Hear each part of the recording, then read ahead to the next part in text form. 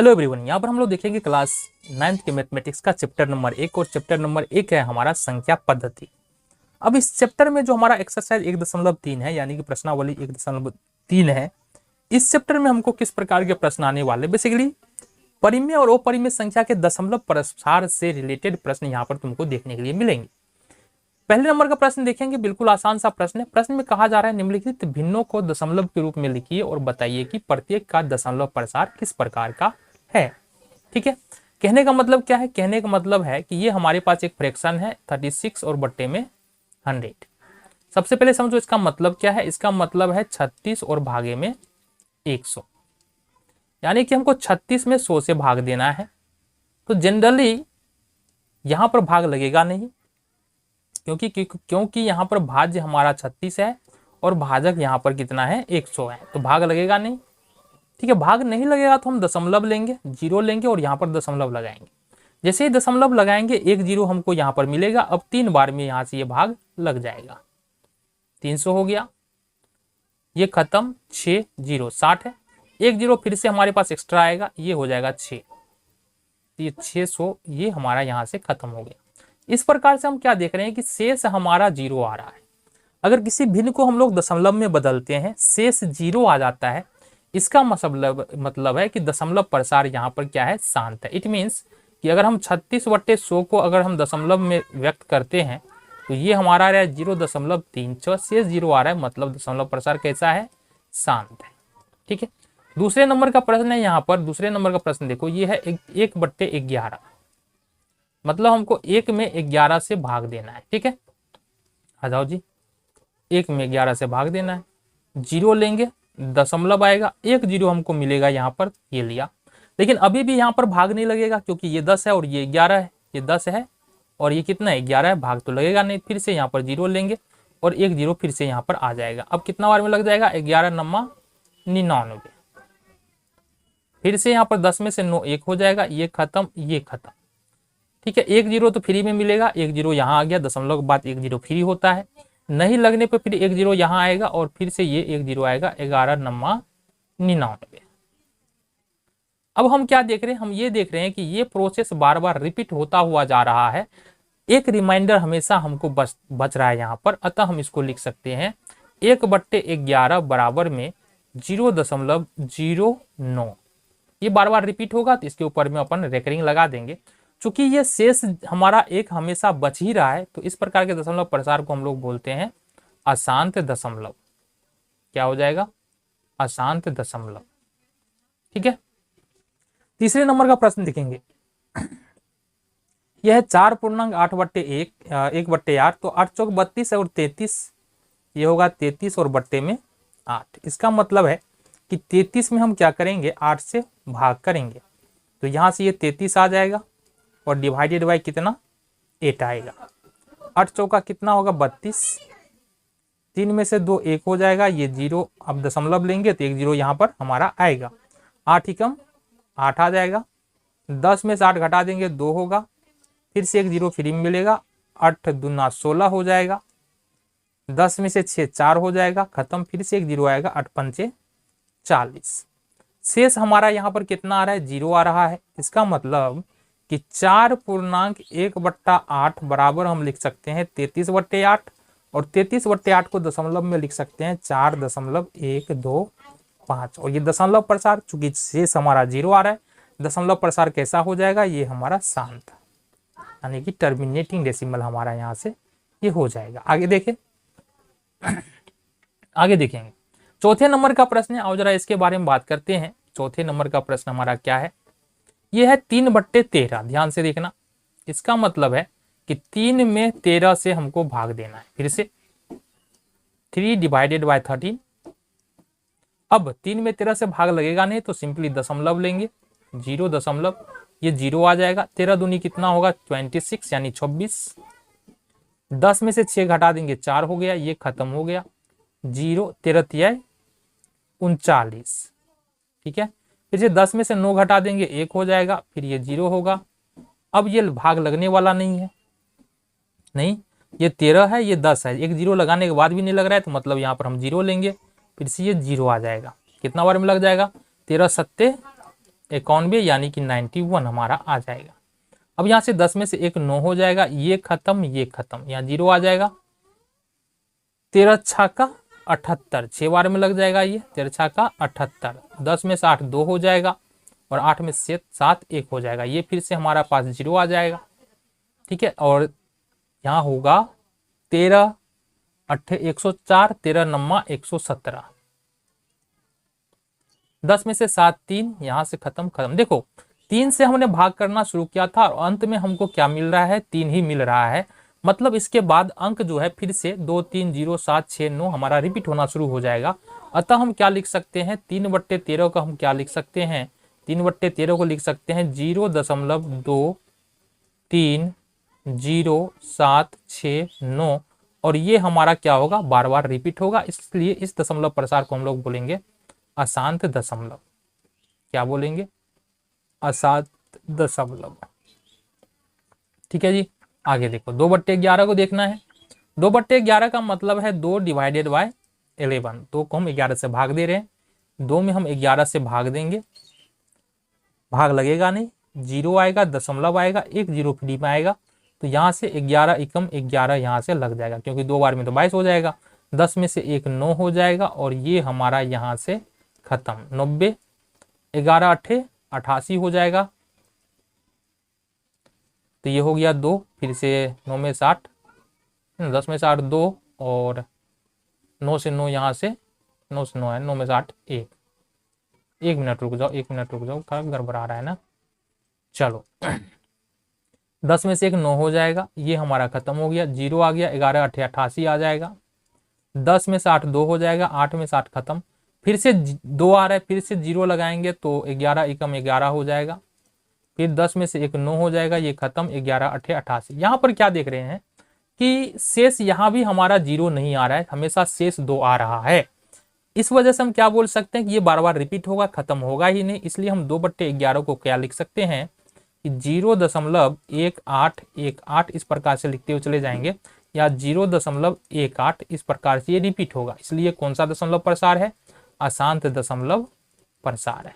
आ जाओ जी, अगला प्रश्न है हमारे सामने 329/400। देखो जरा, इसका मतलब है 329 में हमको 400 से भाग देना है, तो अगर 329 में अगर 400 से भाग देते हैं तो फिर से भाग लगेगा नहीं। क्यों नहीं लगेगा, क्योंकि 329 छोटा है, 400 बड़ा है, तो फिर से हमको दशमलव लेना पड़ेगा। दशमलव लिए तो ये हमारा यहाँ पर क्या आ जाएगा, 0। 8 बार में लगाएंगे, 4 8 हो जाएगा 32, तो 0 9, ये खत्म। ठीक है, फिर से हमारे पास 0 आ जाएगा, एक 0 तो है हमारे पास, 4 दूनी कितना होगा 8, 100 0 0, 9 में से 8 1, फिर से एक 0 आएगा, फिर से 4 दूनी कितना होगा 800 0 0, 10 में से 2 8, और इस प्रकार से 4 पंचे हमारा 2000 यहाँ से हो जाता है। शेष कितना आएगा 0। इसका मतलब अगर हम 329 और बट्टे में 400 है, इसको अगर लिखे तो यह आएगा 0.8225। समझने वाली बात यह है कि यहाँ पर शेष 0 आ रहा है, मतलब ये जो दशमलव प्रसार है ये किस प्रकार का है, ये शांत दशमलव प्रसार है। तो पहले नंबर के प्रश्न में बस हमको यही करना था। आगे देखते हैं हमारा प्रश्न क्या है। तो यहाँ पर हमारे सामने दूसरे नंबर का प्रश्न है, और जरा देखिए इस प्रश्न को हम लोग कैसे कर सकते हैं। प्रश्न बिल्कुल आसान सा प्रश्न है, बस थोड़ा सा तुमको यहाँ पर दिमाग लगाना है। प्रश्न है, क्या आप जानते हैं कि 1/7 बराबर 0.142857 है। मतलब 1/7 अगर हम 1 में 7 से भाग देते हैं तो जो हमारा भागफल आता है वो निकल के आता है 0.142857, और ये रिपीट होने वाला है, ये भागफल हमारा आता है। तो हमको बिना भाग दिए हुए 2/7, 3/7, 4/7, 5/7 और 6/7 का मान निकालना है और बताना है किस प्रकार से निकाल सकते हैं। तो यहाँ पर हल देखिए, इसका बिल्कुल आसान सा प्रश्न है। देखो दिया हुआ क्या है हमारे पास, क्या दिया है हमारे पास, जो गिवन है ना वो सिर्फ वही है कि 1/7 बराबर दे रखा है 0.142857, ये हमको यहाँ से दे रखा है। ठीक है, मान निकालना है 2/7 का। तो 2/7 का मान निकालने का मतलब क्या है, इसको हम कैसे लिख सकते हैं, इसको लिख सकते हैं 2 गुने 1/7, इसको ऐसे लिख सकते हैं ना, गुना करेंगे तो फिर से 2/7 ही हो जाएगा, बिल्कुल हो जाएगा। तो 2 और गुने 1/7 का मान तो ये दे रखा है 0.142857 ये दे रखा है। अब इसको अगर मल्टीप्लाई करते हो तो क्या आ जाएगा, 7 दूनी 14 का 4 हासिल 1, 5 दूना 10 1 11 का 1 हासिल 1, 8 दूना 16 1 17 का 7 हासिल 1, 2 दूना 4 1 5 हो जाएगा।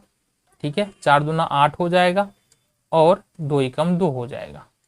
ये हो जाएगा हमारा कितना 0.285714 ये आ गया तुम्हारा बिल्कुल। ठीक है, इसी तरह से अगर हम 3/7 करें तो क्या निकल के आएगा, 3/7 के लिए लिख सकते हैं इसको 3 गुने 1/7।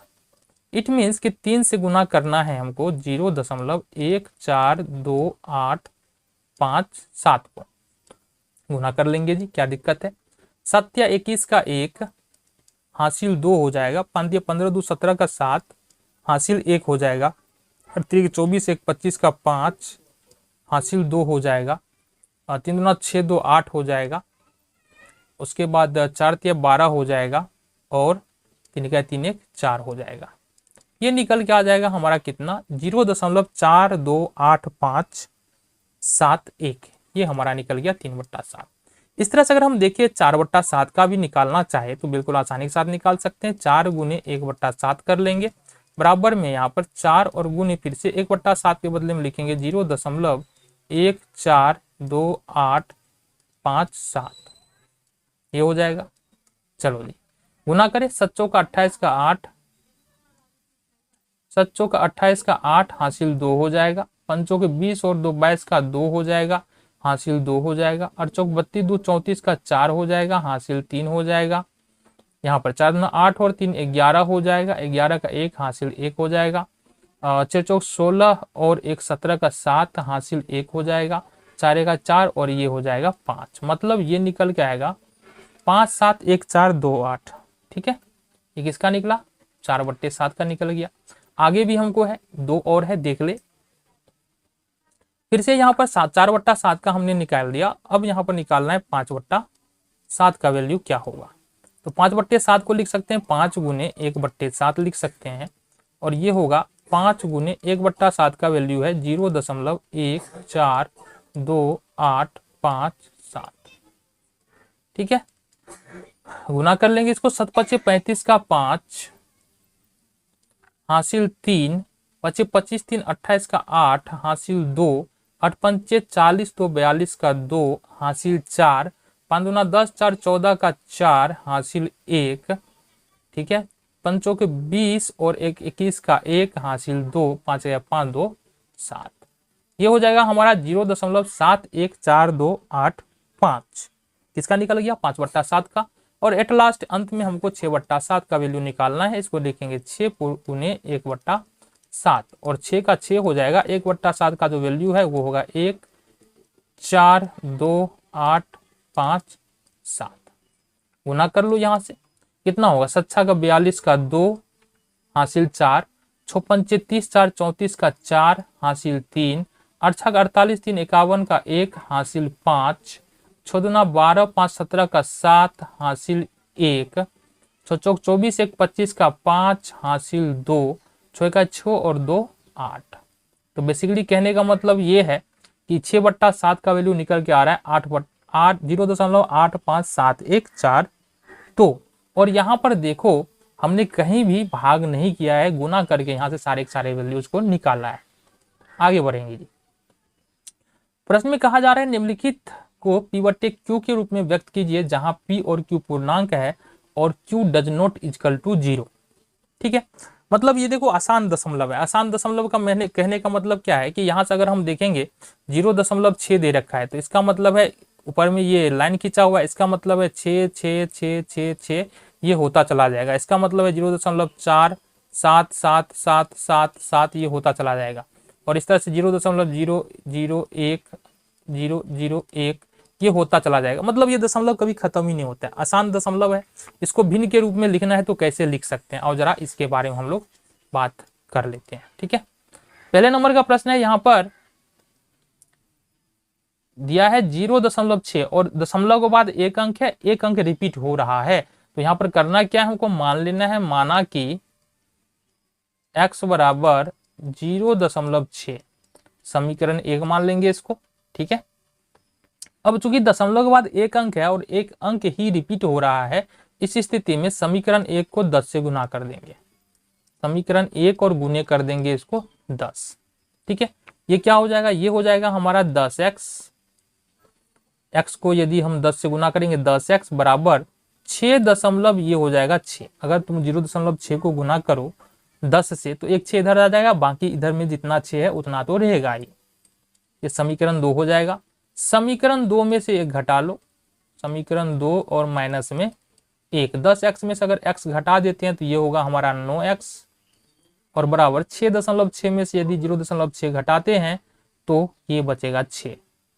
x बराबर यदि देखते हैं तो ये होगा 6/9, 2 तिया 6, 3 तिया 9, ये हो जाएगा हमारा 2/3। ये हमारा यहाँ से उत्तर निकल के आ जाएगा। ठीक है जी, यानी कि हम बोल सकते हैं कि 0.6 बराबर क्या हो जाएगा हमारा 2/3।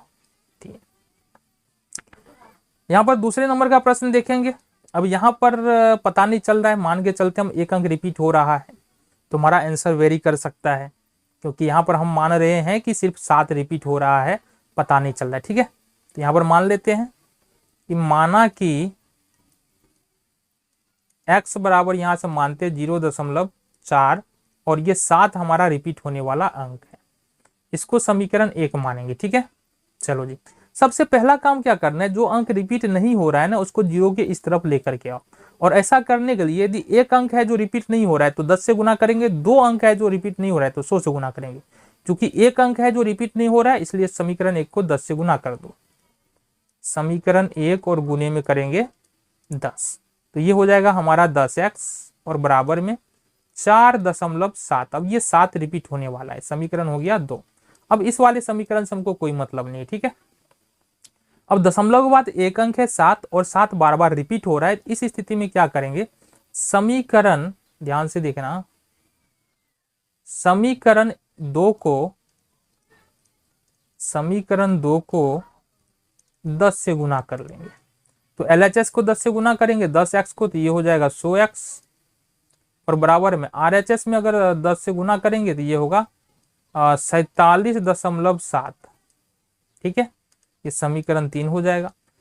समीकरण 3 में से 2 को घटाना है, समीकरण 3 और -2 कर देना है। तो 100x में से यदि 10x घटाते हैं तो 90x हो जाएगा ये, और बाकी 47.7 में से 4.7 घटाएंगे तो ये होगा 43। x बराबर देखेंगे तो 43 और बट्टे में 90 हमारा यहाँ से आंसर निकल के आ जाएगा। ठीक है, लास्ट है हमारा तीसरे नंबर का प्रश्न, आओ जरा इसको देख ले। तो यहाँ पर दशमलव के बाद 3 अंक है और 3 अंक ही रिपीट भी हो रहा है। तो सबसे पहला काम क्या करेंगे, मान लेंगे, माना कि x बराबर यहाँ से 0.001। ठीक है, समीकरण 1 मान लेंगे।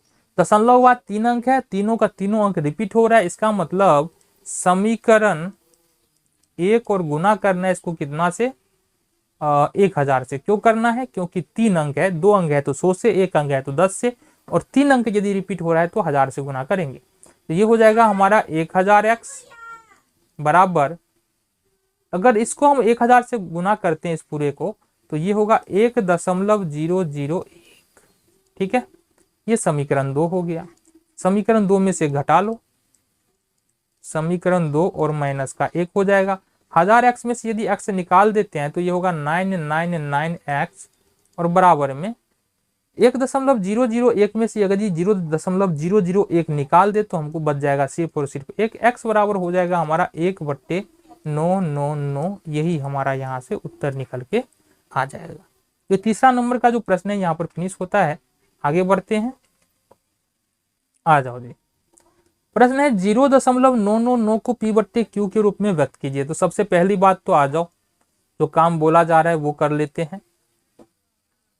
0.999 ये बार बार रिपीट हो रहा है, तो कहने का मतलब है 0.9 को हमको p/q के रूप में व्यक्त करना है। तो सबसे पहले क्या करेंगे, मान लेंगे, माना कि यहां से x बराबर है 0.9, ये समीकरण 1 हो गया। अब चूंकि दशमलव के बाद एक अंक है और एक अंक रिपीट हो रहा है, इसका मतलब समीकरण 1 को 10 से हमको गुना करना है। तो ये हो जाएगा हमारा 10x और बराबर में ये होगा 90। कितना हो गया? 90 नहीं, 90 नहीं, 90 नहीं, ये हो जाएगा हमारा 9.9।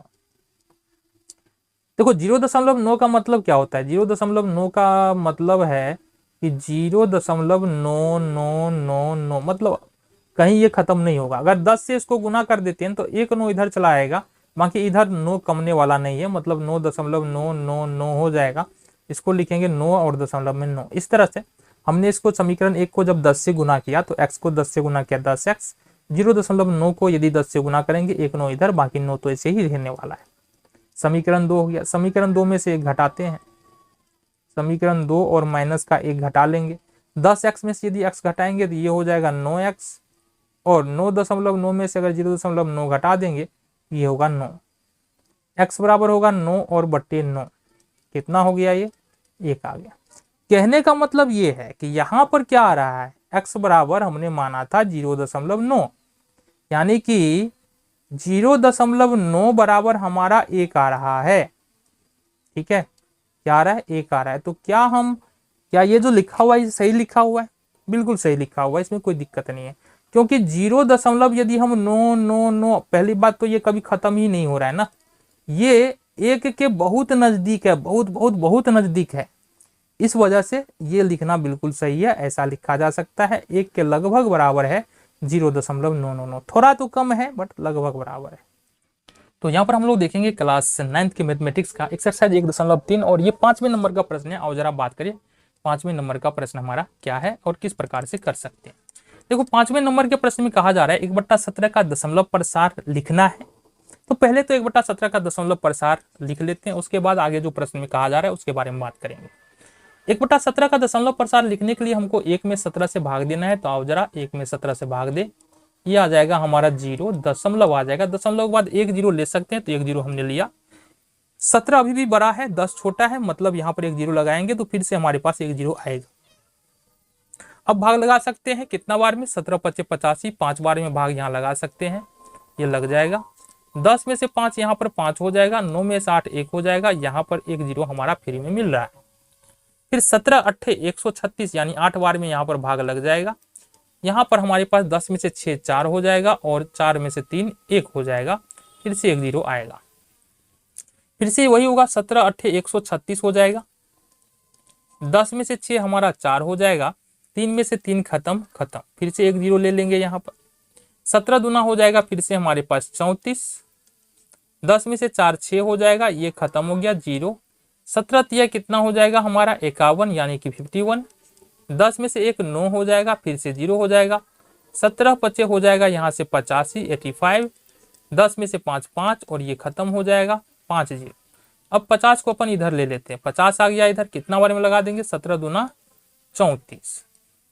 10 में से 4 घटा देंगे 6 होगा, 4 में से 3 1 होगा, 0 आ जाएगा। 17 9 153 हो जाएगा ये। 10 में से 3 7 हो जाएगा, 5 में से 5 खत्म, ये 0 आ जाएगा। फिर से 17 चौका हो जाएगा हमारा 68, कितना हो जाएगा? 68 हो जाएगा। 10 में से 8 2 हो जाएगा, और ये खत्म हो गया, 0 हो गया। 17 एकम 17 हो जाएगा। 10 में से 7 3 हो जाएगा, और ये हमारा क्या हो जाएगा बाबू? कुछ नहीं, 0। फिर से 17 एकम 17 हो जाएगा। 10 में से 7 घटा देते हैं तो 3 हो जाएगा, 2 में से 1 1 हो जाएगा, और ये हमारा 0 हो जाएगा। ठीक है, अब 17 सत्ते कितना हो जाएगा? 17 सत्ते हो जाएगा हमारा 119। 10 में से 1 घटा देंगे यहाँ पर, तो 10 में से 9 घटाएंगे ना, 10 में से 9 घटा देंगे तो 1 हो जाएगा। ठीक है, और 2 में से 1 1 हो जाएगा, ये खत्म हो जाएगा, ये 0 आ गया। 110 अपन इधर ले लेते हैं। अब कितना बार में लगा सकते हैं? तो 17 × 102। 10 में से 2 8 हो जाएगा, और ये खत्म, ये 0 आ गया हमारा। ये हो जाएगा हमारा 17 चौका 68, ये 68 हो गया। 10 में से 8 2 हो जाएगा, 7 में से 6 1 होगा और ये यहाँ पर 0 आएगा। 17 सत्ते हो जाएगा हमारा 119। 10 में से 9 1, ये खत्म, यानी कि 1 से हमने शुरू किया था, फिर से हमारे पास 1 आ रहा है। इसका मतलब इसके बाद जो भी अंक आएगा वो रिपीट होता जाएगा। प्रश्न में कहा यह जा रहा था कि 1/17 को सबसे पहले दशमलव प्रसार में व्यक्त करना है और कितने अंक बाद अंक जो है वो रिपीट होना शुरू होता है। तो गिनो 1 2 3 4 5 6 7 8 9 10 11 12 13 14 15 16, यानी कि यहाँ पर हम बोल सकते हैं 16 अंकों के बाद 16 अंकों के बाद भागफल में अंक दोहराता है। बस यही हमारा प्रश्न था, ठीक है। बाकी इससे आगे अगर भाग करोगे, आगे बढ़ोगे तो फिर से यही सब सारे के सारे जो अंक नजर आ रहे हैं वो सारे के सारे डिजिट फिर से तुम्हारे सामने आएंगे, ठीक है। आगे बढ़ते हैं। प्रश्न में कहा जा रहा है P/Q के रूप की परिमेय संख्याओं के अनेक उदाहरण लीजिए जहां P और Q पूर्णांक है, जिनका एक के अतिरिक्त अन्य कोई उभयनिष्ठ गुणनखंड नहीं है और जिसका सान दशमलव निरूपण है। क्या आप यह अनुमान लगा सकते हैं कि Q को कौन सा गुण अवश्य संतुष्ट होना चाहिए? आ जाओ जरा इसके बारे में यहाँ पर हम बात करें। देखो उदाहरण नंबर हम 1 लेते हैं। देखो 3/2। उदाहरण नंबर 2 लेते हैं 7/5। उदाहरण नंबर 3 लेते हैं यहाँ पर 11/10। अब इसका 10 जितना भी हमने यहाँ पर संख्याएं लिखा हुआ है ना, 3/2, 7/5 या 11/10, इस सब का दशमलव प्रसार शांत है। अगर तुम देखो इसका दशमलव प्रसार लिखो तो यह क्या निकल के आएगा? ये तुम्हारा शांत निकल के आएगा, ये फिक्स है। बट क्या ऐसा गुण है कि जिसके आधार पर हम बोल सकते हैं कि कोई भी भिन्न जो है उसका दशमलव प्रसार शांत होगा? जैसे 3/2 का दशमलव प्रसार शांत होगा, 7/5 का दशमलव प्रसार शांत होगा और 11/10 का दशमलव प्रसार शांत होगा। जबकि अगर हम बोले 3/7, 5/9, इस सब का दशमलव प्रसार अशांत होगा। तो कोई तो गुण ऐसा होना चाहिए ना। यहां पर P/Q, देखो परिमेय संख्या को हम लोग P/Q के रूप में लिखते हैं, भिन्न को भी P/Q के रूप में लिखते हैं। तो Q में गुण होता है, P में कुछ भी हो उससे बहस नहीं है, Q में गुण होता है। Q का जो रूप है ना वो 2/m इंटू 5/n होना चाहिए। कहने का मतलब है कि अगर परिमेय संख्या के हर में, परिमेय संख्या के हर में 2 है, 5 है या 2 और 5 है तो वो शांत हो जाएगा। कैसा दशमलव होगा? शांत होगा। बट अगर 2 है और कोई और संख्या है, 5 है कोई और संख्या है, 2 और 5 है कोई और संख्या है, तो इस स्थिति में वो अशांत हो जाएगा। मतलब या तो 2 हो जाए या 5 हो जाए या 2 गुने 5 हो जाए, तभी यह शांत होने वाला है। नीचे में 2 है शांत, 5 है शांत। यहाँ पर देखेंगे 10 का मतलब 2 गुने 5 अशांत। यहाँ पर देखेंगे नीचे में 7 आ रहा है अशांत हो गया, 9 आ रहा है अशांत हो गया।